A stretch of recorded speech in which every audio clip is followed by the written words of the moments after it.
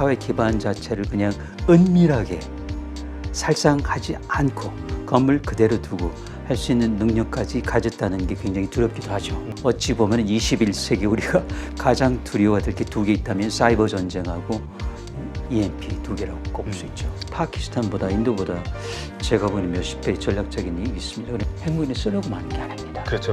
억제. 억제형입니다.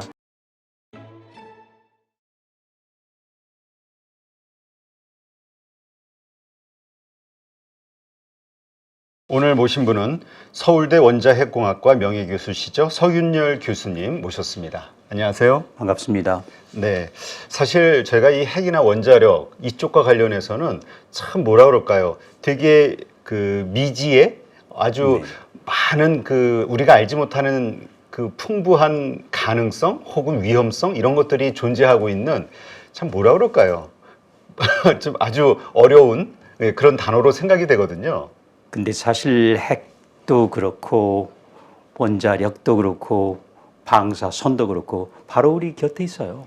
지금 여기 전기의 3분의 1은 원자력에서 오거든요. 아, 그래요? 그리고 지금 이 방에서도 그렇고 바닥에서도 그렇고 방사선이 나오지 않습니까? 그게 다 핵이에요. 단지 우리가 느낌이 없다. 보이지도 않고 맛도 없고 뭐 저기 하여튼 그렇죠. 그러니까 어떤 그 미지의 것에 대한 그리고 너무 작아서 보이지 않는 것에 대한 어떤 불안함. 그렇지만 바로 우리 곁에 있고 우리 몸 안에도 있다. 우리 몸 안에도 저기 밑으로 내려가면 거기도 또 핵입니다. DNA가 또 핵이에요. 그래서 네. 우리는 핵 그 자체죠, 사실. 네. 근데 사실 이 핵이 그 우리가 좀 공포의 존재로 다가오는 것은 이제 미소 군비 경쟁 시대 때 그때 네네. 세계 인류 최후의 멸망 시계인가? 뭐 시계가 있었잖아요. 그렇죠. 그래서 뭐 둠스데이라고 3분 하는데 네. 세계 종말 시계. 종말 시계. 뭐 3분 네. 전, 5분 네. 전 막 이런 식으로 그런 기억이 어렸을 때 나는데 요즘 이제 북쪽에서도 핵무기를 가지고 있는 게 일단 뭐 공식적화 됐으니까 그렇죠. 그걸 우리가 부정하면 안 되고요. 과연 이제 몇 개나 가지고 있을까? 그리고 얼마나 위력적일까? 그리고 그게 예를 들어서 그는 그 폭발력뿐만 아니고 저기 예를 들면요. 어떤 그런 전자기 맥동파 EMP란 걸 해가지고 우리 그 사회 기반 자체를 그냥 은밀하게 살상하지 않고 건물 그대로 두고 할 수 있는 능력까지 가졌다는 게 굉장히 두렵기도 하죠. 진짜 그 EMP 폭탄이라는 말을 저 영화 같은 데서 가끔 본 적이 있는데 네, 저기 그 많이 나왔지 않습니까? 그 전에 007 피어스 브로스넌 나왔던 골든아이라는 데도 있었고 뭐 또 탐 크루즈가 나왔던 그 매트릭스도 나왔고 많아요. 그런데 이제 거기는 조금 과장되긴 했지만 큰 그림은 되게 맞습니다. 굉장히 위협적인 것이고 어찌 보면 21세기 우리가 가장 두려워할 게 두 개 있다면 사이버 전쟁하고 EMP 두 개라고 꼽을 수 있죠. 그 EMP라는 거는 핵무기가 폭발이 됐을 때 그 같이 동시에 파장돼서 나오는 하나의 현상으로 봐야 되는 건가요? 그렇게 보셔야 되는 게요. 처음엔 그게 몰랐습니다. 그러니까 아시다시피 그 전에 그 특급 불가사리라고 하는 스타피쉬 프라임이라는 게 있었는데요. 그게 지금 존스턴 환초에서 400km 그 당시는 이제 그 핵실험을 뭐 비교적 자유로 하셨으니까 수중에서 하다 이제 아마 저기 신문이 났는지 이제 우주로 올라갔거든요. 그 400km에서 터졌거든요. 그랬더니 웬걸 물론 거기서는 이제 버섯거림이 없습니다. 우주에서는 그 저기 대기가 없기 때문에 그런데 온갖 뉴질랜드에서 저기 오로라가 생기고 별 희한한 그리고 저기 1,400km 떨어진 오아후 섬에서 그냥 전자장비가 전부 나가고 그 교통 신호등 있지 않습니까? 300개가 깜빡깜빡. 그래서 이게 도대체 뭔가 했더니 바로 그거였습니다. 그래서 이제 말씀하신 것처럼 올라가서 맨 처음에 물론 폭발력도 있지만 거기서는 이제 굉장히 강한 감마선. 그건 우리 그 가시광선 있잖아요. 네. 그걸 벗어난 영역이죠. 굉장히 짧아가지고 에너지가 무지하게 높은 그게 발산이 되는데 그게 나오자마자 거기는 이제 그 공기 분자가 조금 희소합니다. 여기는 이제 꽉 차 있지 않습니까? 네. 거기는 이제 400km 상공이니까.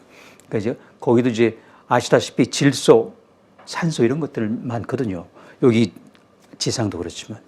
그러니까 거기서는 이따끔씩 있는 거지만 그 감마선이 지나가면서 여기에 있던 전자를 소위 벗겨내버리는 거죠. 그러니까 지상에 있었다면 벗겨낸 전자들이 다시 또 옆에 붙어버릴 겁니다. 어딘가 가서 양이 있으면 붙어야 되는 전자가 있고 핵이 있으니까. 근데 거기서는 띄엄띄엄 있기 때문에 이 전자가 마치 자유부인처럼 그냥 마음대로 다닐 수 있죠.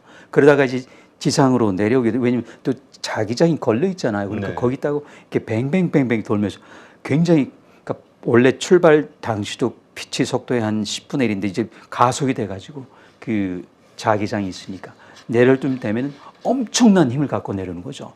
그래서 그게 이제 일단 들어가게 되면은 일종의 그 낙뢰 현상이라고 되는 거죠. 근데 네. 굉장히 큰 거예요.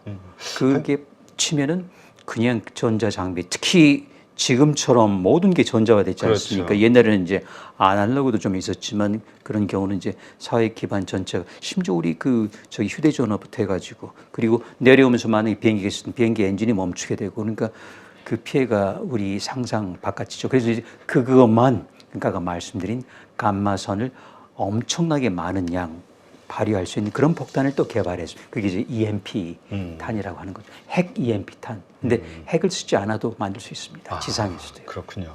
하여튼 무기 참 우리 과학이 좋은 쪽으로 발전하면 좋은데 사람의 생명을 대량 살상하는 왜냐하면 쪽으로. 굉장히 잔인한 부분이 있지 않습니까? 우리 원자폭탄 보세요.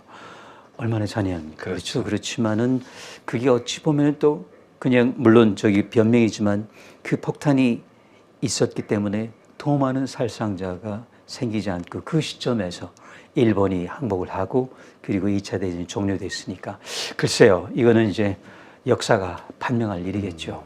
그런데 바로 그런 무시무시한 것을 이제 북한이 가지고 있다. 그러니까 이제 우리도 거기에 뭐 맞대응을 해야 되지 않냐. 그래서 우리도 핵 개발을 해야 된다. 네. 뭐 그러면서 여러 가지 이야기가 나왔어요. 핵 그렇죠. 공유를 하자 무슨. 근데 지금 핵 협의 그룹을 창설하는 것으로 지금 분위기가 네. 맞춰지는 것 같아요. 그렇습니다. 거기에 미국과 한국, 거기에 그 일본까지 뭐 참여하냐 마냐 논란이 좀 있고요. 그렇죠. 3개국 공동으로 해서 이제 어떤 아마 그 우리 윤 대통령도 그렇고 바이든 대통령도 그렇고 뭔가 기시다 총리가 들어오는 거를 그렇게 싫어하지는 않은 것 같습니다. 그러면 이제 한미일, 그러면서 우리 그 한일 간의 어떤 균열 부분도 이번에 또 해소가 되면서, 그러니까 그건 좋은데, 근데 사실 거기서 그 한 가지 우리 국민께서도 잊지 말으셔야 될 게, 그 이 세상에 그 공유가 안 되는 세 가지가 있습니다. 지압이 안 되죠. 지엄이도 안 되고 핵탄도 절대 안 됩니다. 그러니까 이거는 평화로울 때 이빨린 말로 우리 거 써줄게 하지만, 만약에 말이죠. 자, 아까 EMP 탄이 나왔는데요. 그게 북한이 갖고 있습니다. 아주 강력한 러시아 초강력 EMP, 보통 EMP 탄이 아니고요. 네. 아까 말씀드린 이게 우리 상상을 초월하는, 그러니까 모든 전자 기반을 모두 망가뜨릴 수 있는, 그게 400km 상공에 떨어지면, 그러니까 그건 뭐죠? 재진입 못 하는데요. 북한이 재진입할 필요가 없습니다. 400km 상공에서 터뜨리는 거. 그러면 이게 미국 전역이 쫙 원치형으로 사정권에 들거든요. 그걸 알 때 미국이 과연 그때 오하이오 전략 잠수함 멀리서 끌어올까요? 그리고 그때 그 당시 그 지점에 있으리라는 보장이 없죠. 그리고 오하이오 잠수함에 있는 거는 너무 크고 너무 멀리 가는 거라서요. 쓸모가 없어요. 북한은 기껏해 100km인데 고각 발사를 해야 되겠죠. 저기 5,000km까지 갔다가 그동안에 폭망하는 거죠. 이 전쟁은 시간 싸움이거든요. 그래서 실효성이 없는 거기 때문에, 그걸 보면 얼마나 지금 미국이 우리 한국 국민 달래기 위해서 이런 봉사를 해주는지. 근데 우리가 거기 뭐 잠시 없는 것보다 낫겠죠. 핵 협의 그룹도. 그런데 거기는 어떤 결정권 집행력이 전혀 없기 때문에, 오히려 그 나토, 이건 굉장히 역사가 오래지 않습니까? 많은 나라들 들어가 있고, 거기는 이제 핵 기획 그룹입니다. 그때는 실제로 그 튀르키예가 됐건 독일이 됐건 기여를 해요. 그리고 자국 내에 그걸 떠들일 수 있는 전투기, 폭격기가 존재하고요. 네. 그러니까 자기네가 가는 겁니다. 물론 지금으로서는 미국 대통령하고 합참의장하고 국방장관이 하면은, 그러면 여기 대통령 또는 총리, 총통, 수상이 이제 합의를 해서 자국 비행기, 독일이나.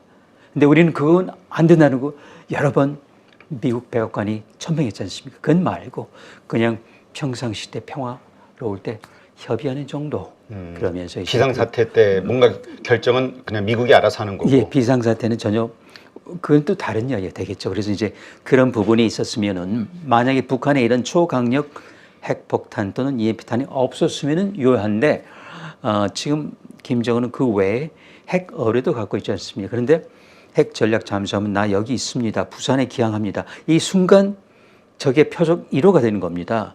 있을 수가 없어요. 그거는 미국 대통령하고 그 함장하고 국방장관 합참은 네 사람밖에 모르는 게 맞습니다. 그런데 언제 기항한다 하면 그건 핵 전략 잠수함이 더 이상 아닌 것이죠. 공격 대상이도. 그래서 핵 어뢰 실험했지 않습니까? 해일이라는 것도 만들고 뭐 그렇기 때문에 김정은은 아마 보고 조금 가소롭다고 웃고 있을지도 몰라요.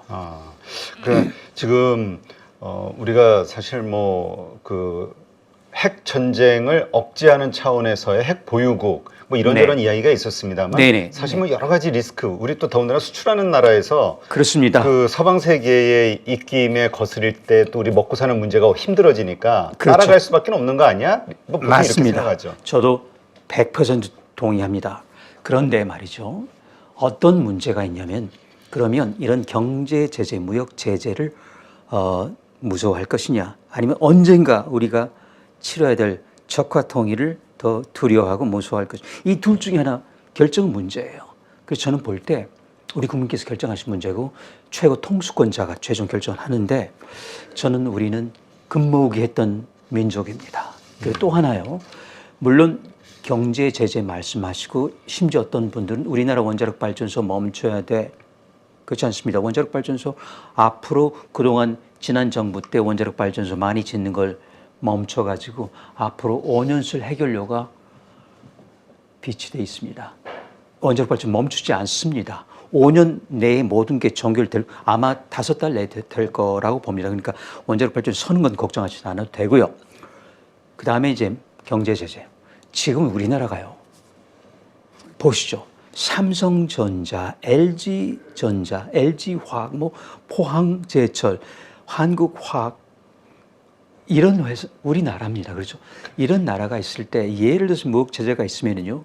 우리도 힘들지만 애플 디스플레이 어떻게 만들까요? 구글 배터리 어떻게 공급할까요? 테슬라 어떻게 가요? 예를 들어서요. 그렇기 때문에 우리는 그 단계를 넘어선 나라입니다. 그래서 너무 그렇게 이게 뭐랄까요? 이 방어적으로 어떻게 될까? 그건 어찌 보면은 우리가 미국 조야의 몇 그런 우리를 핵 무장 못하게 하는 그런 여러 명의 그런 그 전문가들 때문에 일종의 세뇌당한 거 바로 그게 나오거든요. 그런데 우리는 시대가 바뀌었다. 21세기고 국가적인 전략 차원에서도 그렇고 지금은 4차 산업혁명 넘어가지고 인공지능이 있고 지금은 정말로 챗 GPT가 있고 3차원 인쇄기가 홀로그램 세대인데 이때 우리 그렇게 걱정할 것 없다. 심지어 인도, 파키스탄도 몇 달 만에 풀어줬거든요. 전략적인 이익이 있으니까. 우리는 그보다도 전략적인 이익이 있을까요? 중국 보세요. 우리를 방패 삼으면 되거든요. 그렇죠? 그렇기 때문에 우리는 파키스탄보다 인도보다 제가 보니 몇십 배 전략적인 이익이 있습니다. 그러니까 미국도 결국은 용인해 줄 거라고 봅니다. 그러니까 너무 두려워할 건 없습니다. 단지 지금까지는 미국이 그렇게 이빨은 말이지만 해주니까 우리도 따라가는 거고 손해 볼 건 없습니다. 단지 비상사태 때는 상황이 180도 달라진다. 그것만 염두에 두시면 되는 거죠. 그러니까 지금 상황에서야 괜찮은데 말씀하신 그렇죠. 대로 네. 진짜 어떤 비상 상황, 전쟁 비슷한 상황이 발생이 됐을 때에는 그때는 이게 바로 현실적인 문제로 우리가 쓸 수 있는 카드가 없는 게 돼버리는 그런 걸로 보신다는 거군요. 그렇죠. 왜냐면요. 지금 21세기지 않습니까? 전쟁은 시간 싸움이죠. 김정은이 예를 들어서 단출한 건 없습니다. 그 가방에 있거든요.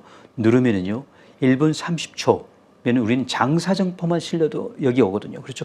배낭에 그 전에 간첩이 싣고 올 수도 있고요. 1분 30초입니다. 서울까지요. 제주도는 2분 30초. 다 그런데 미국의 전략 자산이 전개된다. 오키나와 구암 아닐까요? 우연찮게 동해에 전략 잠수함이 들어와 있다. 그러지는 않을 것 같고요. 그렇더라도 마찬가지 아까 말씀드린 것처럼 고각 발사를 하는 동안에 우리는 폭망한다는 거죠. 이게 갔다가 와야 되거든요. 왜 너무 큰 거기 때문에 그렇다면은 우리는 그 시간 동안에 결국은 편이 좀 조속하지만 풀바다가 정말 될 수가 있습니다. 그래서 그 옛날에 샤를 드골 대통령이 프랑스를 위해서 예를 들어서 그렇죠. 파리를 위해서 뉴욕을 포기하겠는가. 케네디가 답을 않고 그때 샤를 드골 대통령은 바로 핵무장했습니다. 근데 우리나라 대통령은 어찌 그런 질문을 하지 않는지 여러 번 대통령을 만났을 텐데, 여러 대통령 만났을 텐데 그게 참 아쉽습니다. 그렇다면 교수님은 지금 한국 말씀을 듣다 보니까 네네. 우리 한국 스스로 그냥 핵무장을 해야 된다라고 생각하시는 것 같아요. 생각이 아니고 저는 신념입니다. 아, 신념이세요? 그리고 또 한 가지는요. 너무 쉽게 할 수 있는데, 근데 제가 이제 이런 말씀 드리면은 이런 말씀들 해요. 그 전에 뭐 타당성 조사도 해야 되고 사람도 꾸려야 되고 그런 것만 해도 한 1년, 2년 가지 않겠느냐. 아니요. 그거는 옛날 인터넷에 있는 지식이고요. 지금은 정말 몇 사람만 갖고 가상현실에서 모든 걸 완성해가 실험도 할 필요 없는 그런 아주 정교한 핵폭탄을 만들 수가 있거든요. 그래서 저는 하는 게 그런 옛날 생각이고, 그리고 옛날 박정희 대통령이 하다가 암살 당한 것처럼 그렇게 거대한 프랑스에 있는 무슨 이런 상고방의 이런 핵 재처리 공장 할 필요도 없다. 지하에서 아주 3층 높이면은 우리가 필요한 양 금방 만들 수 있다. 그리고 3궤도로 돌아가면은 지금 그걸 바로 생산할 수 있는 역량을 우리는 벌써 40년 전에 공릉동에서 실험했고요. 그때는 밀리그램 수준이었습니다만 밀리그램이라는 게 핵의 세계에서는 굉장히 큰 겁니다. 거기서 금방 그램, 킬로그램까지 가면 되고 톤까지는 필요 없습니다. 그래서 플루토늄 재처리 해봤고 우라늄 농축도 대전 모초에서 했습니다. 그런데 이 두 가지 모두 우리가 국제원자력기구의 자진 사찰을 받으면서 이제 인력도 해체하고 기기도 보관하고 그리고 상당히 많은 폐기하고 했지만 아직 기기가 일부 공릉동 또 대전 유성구 어딘가에 있습니다. 그리고 인력은 해체됐지만 이제 나이 들고 계시죠. 저만 하더라도 나이가 많고 머리가 하얀데 아직 머리에 살아 있어요. 이게 북한도 북한의 그 비핵화를 못하는 게 2만 명 넘는 그 과학자들의 그 기억력을 상실시키지 않으면은 절대 비핵화 못합니다. 아무리 없어져 다시 만들어지는데요. 그래서 그런 것처럼 우리 머리도 있고, 그래서 저는 우리나라에서 드물게 이마에 그 주홍 글씨 A라고 하잖아요. 저는 아톰의 A입니다만은 세준 분이 제 기억으로 이제 몇 분들은 돌아가셨고 몇 분들 많이 연로하시고. 그런 점에서는 이제 장유유서라고 서씨가 제일 어리지 않습니까? 사실 박사님 계십니다. 연장자이시고요. 그래서 아직 살아 있습니다. 아마 10명 안팎인데 이분들 다시 모으면은 금방 할 수 있고 저도 몇 번 확인도 했습니다. 살아날 수 있고. 그래서 제가 다시 말씀드리면은 3개월 동안 전자설계를 하고 그리고 손계산한 다음에 3개월 동안 제가 양도 우리가 생각하는 양의 절반이면 된다. 그래서 우라늄은 12.5kg, 플루토늄 2.5 숫자까지 있습니다. 그 이유는 제가 계산을 했기 때문에 그걸 조립하면은 시제품 3개를 만들고 실험할 필요 없다. 근데 아시죠? 핵무기라는 건요. 있는 거하고 없는 거는 하늘과 땅 차이인데요. 있는데 큰 거 있다, 작은 거. 이건 별 차이 없어요. 그냥 있으면 있다는 된다. 게 중요한 거. 왜죠? 핵무기는 쓰려고 마는 게 아닙니다. 그렇죠. 억제형입니다. 이게 없으면은 우리는 항상 업신여김 당하거든요. 그러니까 보세요. 김정은도 그렇지만 김여정 부부장이 하는 우리한테 막말하잖아요. 그렇죠? 전에 문재인 대통령도 당했고 지금 윤 대통령도 막말하잖아요. 국가의 원수인데 그 수모를 당하는 이유는 우리가 없기 때문에 그들 눈에는 아는 거예요. 미국의 이 전략 자산은 그냥 시위용이라는 것. 평상시에 그쪽 국군의 날 우리로 치면 국군의 그쪽 공산당 창건일이 됐건 있지 않습니까? 북한 노동당 창건일 때 하는 거 있지 않습니까? 그런 것처럼 마치 시위예요. 행사죠, 이벤트. 네. 그런데 김정은은 거기에 더 이상 속아 넘어가지 않죠. 우리 국민은 속아 넘어갈 수 있죠. 우리 미국 핵 전략 잠수함이 거기는 북한보다 훨씬 더한 화력을 가지니까 맞습니다. 거기에는 북한이 갖고 있는 핵폭탄 위력의 제가 알기로는요. 최소한 수십 배, 100배 정도 되는 게 그냥 실려 있어요. 그러니까 우리는 괜찮아. 글쎄 근데 그게 우리 게 아니란 말이죠. 저는 지금 원래 교수님께 우리나라의 그 핵기술 관련된 그 네네. 수준이 어느 정도인가를 한번 여쭤보려고 그랬는데 네. 이렇게 핵 개발 쪽으로 이야기가 네네. 좀 진행이 되다 보니까 근데 이제까지 저도 가지고 있던 생각이 일단 우리 하게 되면 여러 가지 그 IAEA의 어떤 네네. 제재라든가 네. 이런저런 것들로 일단 첫 번째 개발할 의욕조차 생길 수가 없어. 두 네. 번째 그리고 예전에 뭐 아까 말씀하셨듯이 박정희 대통령 때 뭐 무궁화 꽃이 피었습니다. 이희소 박사 뭐 네. 그 책도 저도 읽어봐가지고 네. 그 이미 다 기술은 우리에게 없고 뭐 이렇게 생각했는데 네. 아닌가 보네요. 그렇지는 않습니다. 근데 이휘소 박사는 사실 그분 그 유족들께서도 굉장히 이런 그 언급이 지금도 된다는 게 굉장히 그 조금 불편하신데 사실 이휘소 박사는 전혀 그런 분이 아니셨습니다. 그리고 전공도 아니셨고 핵물리학자고 이거는 이제 저 같은 핵공학자가 굉장히 저급지식. 그 이휘소 박사님은 아주 그 성층권에 계셨고 저는 이제 대기권에 있는 사람입니다. 핵무기를 만드는 게 저급 기술인가요? 저급 기술입니다. 80년 된 기술이고요. 저기 굳이 이공계 출신이 아닌 어느 대학 출신, 뭐 대학원생 정도. 근데 한 가지 그 착오는 하나 있어야 됩니다. 그리고 이베이에서 만약에 우라늄만 팝니다. 그래서 살 수 있으면 누구나 만들 수 있습니다. 그래서 얼마 전에 몇 년 전에 제 모기기도 하지만 MIT 대학원생이 그 설계도 돌렸다가 금방 그 저기 다 그 유튜브 채널이 내려갔죠. 네, 거기 들어갔습니다. 근데 심지어 제 실험실에도 8년 전인가 6년 전인가 하여튼 오래전인데 국제원자력 기구 사찰관 두 사람이 왔습니다. 미국 사람인데요. 와서 전부 뒤지고 다녔거든요. 그 이유는 제가 이란 학생들 여러 받고 있었고 그 당시 이란하고 관계도 그렇고 그때도 이란이 조금 그 불안정했거든요. 지금 이제 농축에 성공하고 이제 바로 문턱 바로 코앞에 와 있습니다. 그 개발은요.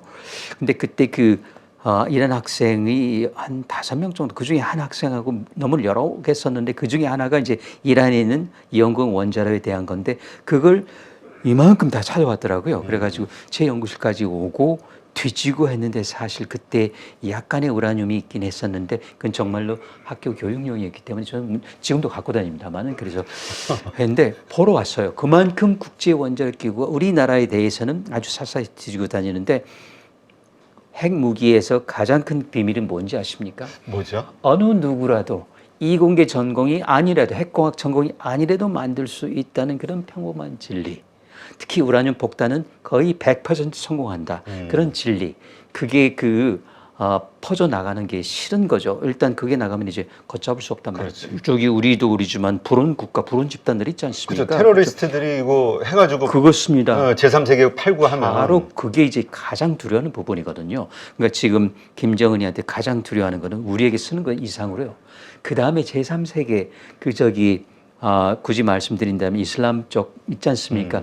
여기에 나가는 게 제일 무서운 거죠.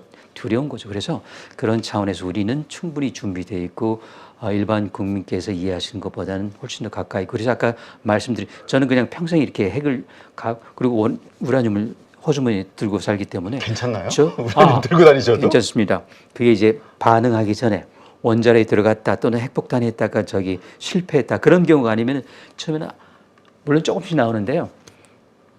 반감기가 예를 들어서 우라늄 7억 년 동안에 알파 선이라는 게 나옵니다. 굉장히 해로운데 7억 년 걸려야지 절반이 줄어든다는 거는 거의 천천히 그러니까 뭐 이번 한 번 나왔다면은 10만 년 있다 한 번 나오고 그런 거예요. 그러니까 저는 분명히 길어봤자 100년이잖아요. 저는 그래서 그 10만 년이라는 간격을 최대한 이용하고 그동안에 한 번 나오지 않겠지라고 물론 나올 수도 있겠지만 하나 정도는 괜찮습니다.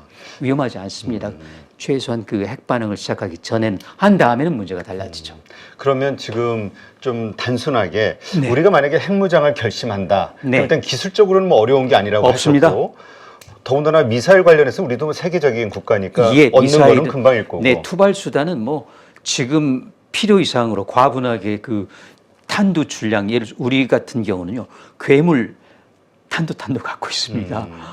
중량이 하여튼 몇 톤이에요. 근데 제가 필요한 500kg만 실어 날리면 되거든요. 그러니까 지금 벌써 과설계가 된 거죠. 그러니까 저는 운반체 전혀 걱정하지 않습니다. 이제 그렇다면 우리가 좀 이해하기 쉽게 우리가 핵폭탄을 만들기로 딱 결심한 순간 부터 한 몇 개월 정도면 이게 만들 수 있는 건가요? 네, 좋습니다. 승산이 딱 나오나요? 네. 자, 근데 거기에요. 자, 이게 있습니다. 우리가 소위 그 핵 비확산 조약이라고 하는 거를 나와야 되느냐 그 시점이 있어요. 그리고 국제 원자력 기구 그 다음 문제입니다. 그리고 우리나라는 먼저 한미 원자력 협정 이 두 가지예요. 그리고 이제 그 국제 원자력 기구인데요.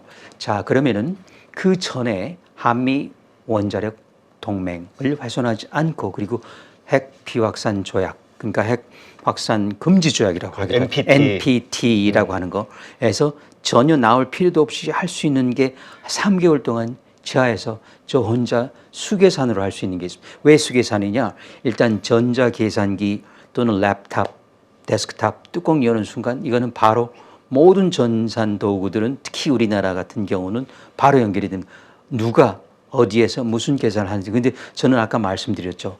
국제원자력기구 사찰을 받았기 대상입니다. 그러니까 제가 여는 순간 바로 저기 모든 게 다 이렇게 추적이 된다. 그렇죠. 추적이 되는. 그래서 저는 그러면은 난 손계산으로 하겠다. 그래서 제가 용케도 그 저기 핵공학과하고 기계공학과 MIT에서요. 그때 기계공학과에서 했던 게 그 누르는 기술. 이게 저기 재밌는 부분인데요.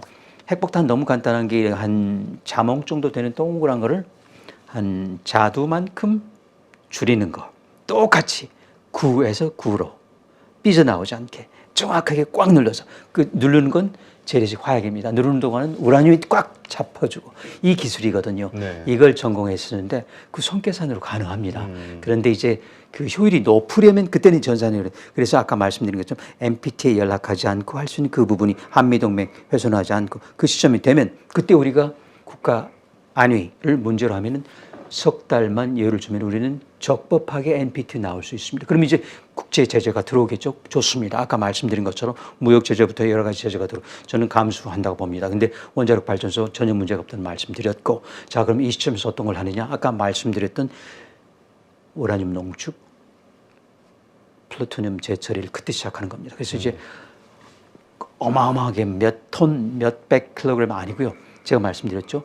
5kg, 10kg 정도 우라늄 10 이것만 넣었는데 그거를 제가 그래서 그 저기 대전에서 확인했습니다.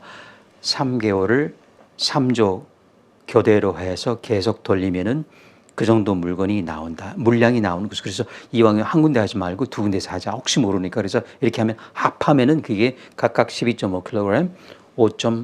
하여튼 5kg 나온다. 플루토늄, 우라늄. 자, 그럼 시간이 얼마큼 흘렀습니까? 3개월에서 또 3개월 흘렀죠. 그렇죠? 네. 그러면 조립 금방 됩니다. 그래서 이제 6개월, 그래서 시제품 6개월, 그리고 거기는 실험하지 않는다. 뭘로 하느냐? 그때는 이제 벌써 저는 이제 뚜껑이 여는 겁니다. 그럼 이제 그, 전산모사 실험.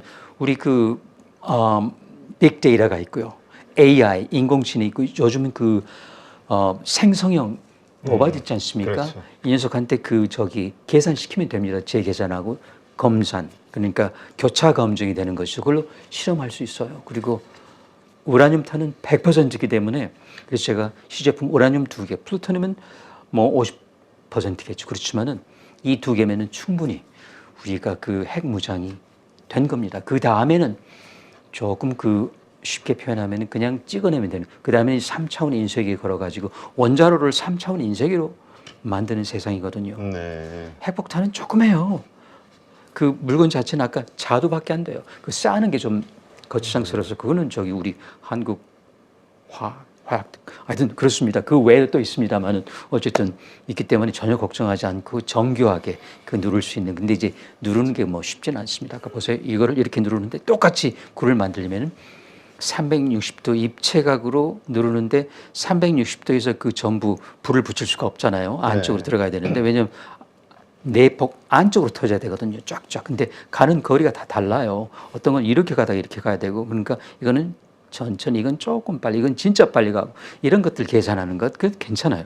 거의 손계산으로 가능합니다. 그리고 조금 빗나가면 어떻습니까? 뭐 위력이 좀 떨어지겠지만은 핵폭탄이 문제는 우리가 그걸 쓸 일이 없어야죠. 맞습니다. 저는 쓸 일이 없을 거라고 봅니다. 이거는 그냥 만드는 거예요. 그래서 우리 그래야지 우리가 안 맞죠. 그러니까 그치. 억지가 되는 것이지. 이거 지금 푸틴 쓰나요?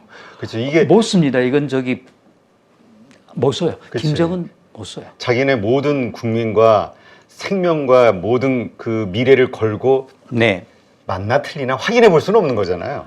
그야말로 미치광이라도 하셨는데 그래서 이게 그 소위 이거 쓰는 것 자체가 상호 확증 파괴라는 말이 있지 않습니까? 그러니까 mutually assured destruction. 그러니까 쉽게 말해 너도 죽고 나도 죽어. 그러니 어떻겠어? 이것 때문에 우리가 냉전 동안에 그리고 지금도 신냉전이지만 버티고 있는 거 그거예요. MAD 상호 확증 파괴. 그러니까 쓰는 순간 김정은 초토화되는 겁니까?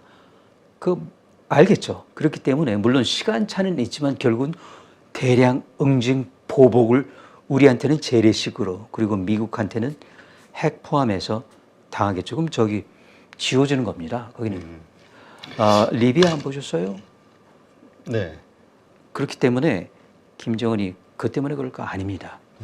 체제 유지죠. 체제 유지. 체제 유지.